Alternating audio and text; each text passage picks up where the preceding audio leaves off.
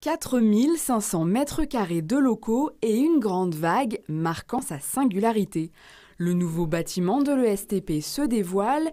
Il a été imaginé comme un exemple pour les étudiants qui le feront vivre. Ce bâtiment forme des ingénieurs qui travailleront dans le bâtiment et donc il s'agissait de donner le bâtiment qui soit, ou en tout cas de dessiner le projet, qui s'approche le plus de cette idée de construire et de réaliser des bâtiments. Et dès l'ébauche du projet, les jeunes ont d'ailleurs été pleinement impliqués. Les étudiants de l'année dernière ont déjà fait le travail qu'ils faisaient en géotechnique, en géologie, ils l'ont fait sur le terrain de construction.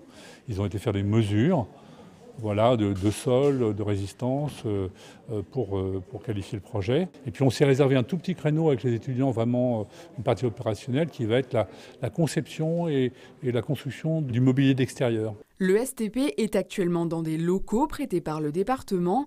95 jeunes y étudient. À terme, l'école prévoit d'accueillir près de 400 élèves. Le nouveau bâtiment devait donc être adapté à cet objectif.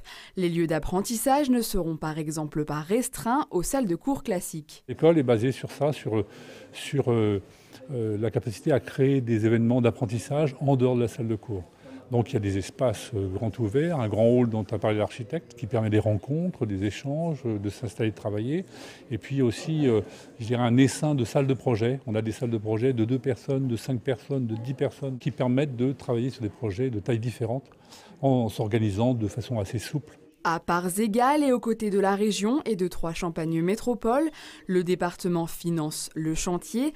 Coût de l'opération pour ces 3 partenaires, 10 millions d'euros. C'est, je dirais, la suite logique de la stratégie du département pour renforcer son attractivité et du choix qui a été fait déjà depuis de nombreuses années d'investir le domaine de l'enseignement supérieur, donc d'attractivité de la jeunesse pour dynamiser notre territoire. Et c'est une école, effectivement, en plus, qui dispense des formations qui sont des formations d'avenir, puisque derrière cet enseignement, il y a toutes les problématiques liées au réchauffement climatique, à l'économie d'énergie et à l'optimisation de gestion de notre habitat et de nos bâtiments. Les travaux sont prévus pour durer 3 ans.